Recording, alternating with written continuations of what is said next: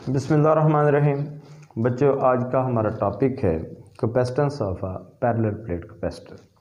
एक parallel plate capacitor जो है उसकी हम कैपेसिटेंस जो है वो कैसे फाइंड कर सकते हैं, उसका जो फाइनल एक्सप्रेशन आएगा उससे हम देखेंगे कि कैपेसिटेंस जो है एक पैरेलल प्लेट कैपेसिटर की वो किन फैक्टर्स पे डिपेंड करती है।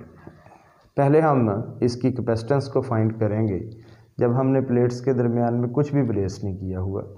प्लेट्स के दरमियान में एयर है तो वो कैपेसिटेंस जो है वो हम फाइंड करेंगे, उसको एयर कैपेसिटेंस कहते हैं या वैक्यूम कैपेसिटेंस कहते हैं। और फिर हम डाइलेक्ट्रिक को इन प्लेट्स के दरमियान में इंसर्ट करेंगे तो फिर डाइलेक्ट्रिक की मौजूदगी में इस कैपेसिटर की कैपेसिटेंस जो है वो कितनी होगी वो हम देखेंगे। और आखिर में डाइलेक्ट्रिक कांस्टेंट जो है वो इन दोनों कैपेसिटेंस जो एयर की मौजूदगी में है उसकी और जो मीडियम की मौजूदगी में कैपेसिटेंस, इन दोनों कैपेसिटेंसेस से डाइलेक्ट्रिक कांस्टेंट जो है वो हम कैसे फाइंड करते हैं। चलते हैं आज के आर्टिकल की तरफ। आर्टिकल है जी capacitance of a parallel plate capacitor. तो it is capacitance of a parallel plate capacitor. एक पैरेलल प्लेट कैपेसिटर जो है वो हमारे पास मौजूद है। उसकी जो प्लेट्स हैं, एक प्लेट जो है वो बैटरी के पॉजिटिव टर्मिनल से अटैच है और दूसरी प्लेट जो है इसकी बैटरी के नेगेटिव टर्मिनल से अटैच है।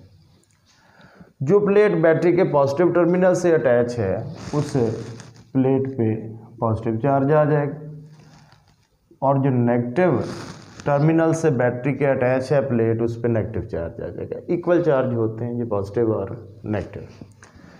अब पॉजिटिव और नेगेटिव चार्जेस यहाँ पे आएंगे, इनके दरमियान में इलेक्ट्रिक फील्ड इस्टेब्लिश हो जाएगा और इन दोनों पॉजिटिव और नेगेटिव इक्वल और अपोजिट चार्जेस की वजह से इन प्लेट्स के दरमियान में पोटेंशियल डिफरेंस जो है वो क्रिएट हो जाएगा।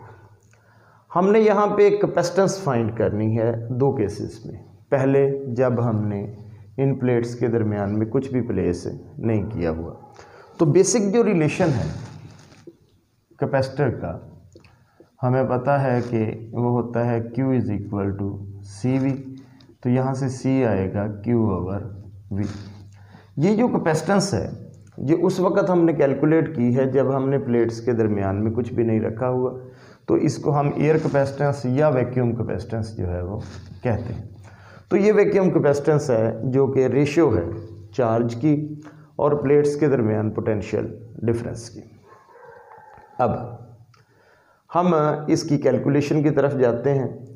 जहाँ पे हमारे पास दो प्लेट्स हों पॉजिटिव और नेगेटिव इक्वल चार्ज के साथ, तो इनके दरमियान में अगर सेपरेशन जो है वो हम इंतहाई कम कंसीडर करते हैं तो इलेक्ट्रिक फील्ड जो इस्टेब्लिश हुआ है वो तकरीबन यूनिफॉर्म होता है। उस यूनिफॉर्म इलेक्ट्रिक फील्ड की जो वैल्यू है वो गॉसेस लॉ से हम निकाल चुके हैं। तो वो वैल्यू जो है द इलेक्ट्रिक फील्ड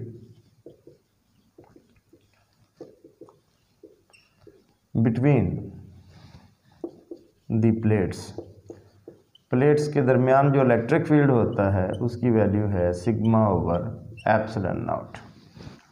यहाँ पे सिग्मा जो है ये कांस्टेंट है जिसको हम सरफेस चार्ज डेंसिटी के नाम से याद करते हैं और इसको सिग्मा को हम लिखते हैं it is charge distributed per unit area.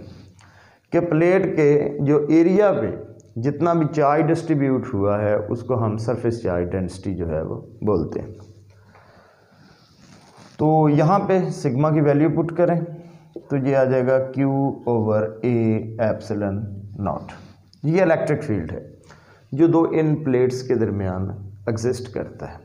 लेकिन हमें पता है कि इलेक्ट्रिक फील्ड जो है it is a negative gradient of potential. ये भी हम पढ़ चुके हैं कि electric field is a negative gradient of potential. अगर इसको मैग्नीट्यूड फॉर्म में हम लें, इन मैग्नीट्यूड फॉर्म तो मैग्नीट्यूड फॉर्म में ये E जो है ये किसके इक्वल आ जाएगा, V ओवर डेल्टा R जो है it is a separation between the plates, तो इस केस में ये D है। तो इलेक्ट्रिक फील्ड जो है वो हमने कहा है कि अकॉर्डिंग टू गॉसेस लॉ ये इलेक्ट्रिक फील्ड जो प्लेट्स के दरमियान है वो इसके इक्वल होगा Q over A epsilon not के साथ। लेकिन बाय डेफिनेशन ये इलेक्ट्रिक फील्ड जो है ये किसके इक्वल होता है, V ओवर D के। इन दोनों को हम कंपेयर करेंगे और कंपेयर करने के बाद हम इसकी वैल्यू निकालेंगे Q ओवर V की। तो इन दोनों को हम कंपेयर करते हैं, तो हम लिखते हैं जी comparing 1 and 2, comparing equation 1 and 2।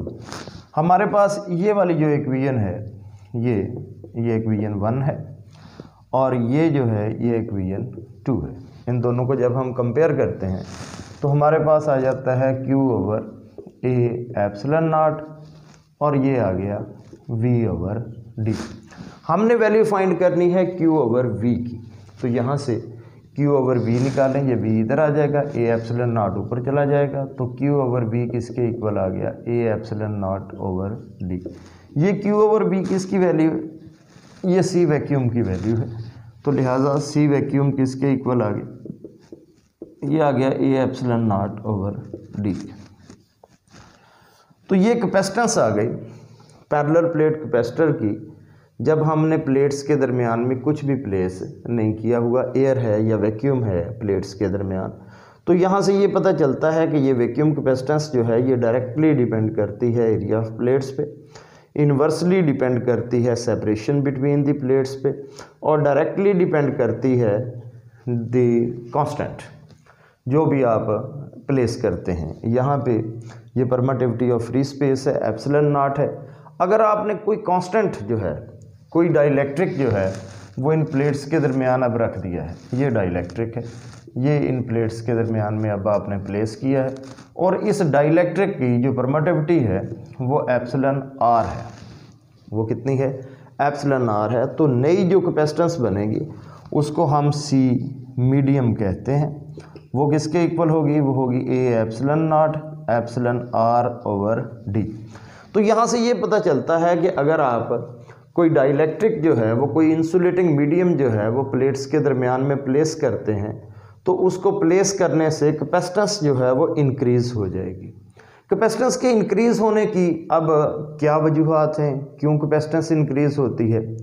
तो यहाँ से एक्सपेरिमेंटली जो है वो जितना भी एक्सपेरिमेंट डाटा है पैरेलल प्लेट कैपेसिटर का वो ये शो करता है कि जब आप एक डाइलेक्ट्रिक को जो है वो प्लेट्स के दरमियान रखते हैं तो प्लेट्स के दरमियान में तो इलेक्ट्रिक फील्ड था, आपने इनफैक्ट उस डाइलेक्ट्रिक को कहाँ रखा है, इलेक्ट्रिक फील्ड में रखा है। इलेक्ट्रिक फील्ड जो है उस पर फोर्स एग्जर्ट करेगा, फोर्स एग्जर्ट करने के बाद इस डाइलेक्ट्रिक की जो है वो पोलराइजेशन हो जाती है। पोलराइजेशन के फिनोमिनन का रिजल्ट क्या निकलता है, इलेक्ट्रिक फील्ड डिक्रीज़ हो जाता है, और इलेक्ट्रिक फील्ड जो है उसके डिक्रीज़ होने की वजह से ये देखें रिलेशन में कि इलेक्ट्रिक फील्ड और पोटेंशियल इन प्रोपोर्शन हैं, डायरेक्ट हैं ये एक दूसरे के साथ। इलेक्ट्रिक फील्ड अगर डिक्रीज़ होगा तो पोटेंशियल भी डिक्रीज़ हो जाएगा, और अगर पोटेंशियल जो है वो डिक्रीज़ होगा तो कैपेसिटेंस जो है वो क्या हो जाएगी, इंक्रीज़ हो जाएगी।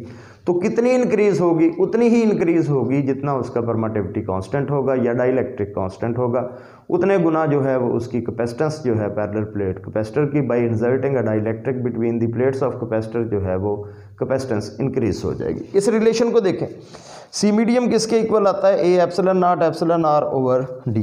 ये इतना जो है A epsilon not over D ये क्या है, ये तो सी वैक्यूम की वैल्यू है। तो इसका मतलब है कि सी मीडियम जो है वो किसके इक्वल होता है, वो होता है सी वैक्यूम इनटू एप्सिलॉन आर। तो यहाँ से अगर आप एप्सिलॉन आर की वैल्यू निकालें तो वो क्या आ जाएगी, वो आ जाएगी कि it is a ratio of medium capacitance and vacuum capacitance, कि मीडियम कैपेसिटेंस और वैक्यूम कैपेसिटेंस की जो रेशियो है वो डाइलेक्ट्रिक कांस्टेंट की वैल्यू को शो करती है।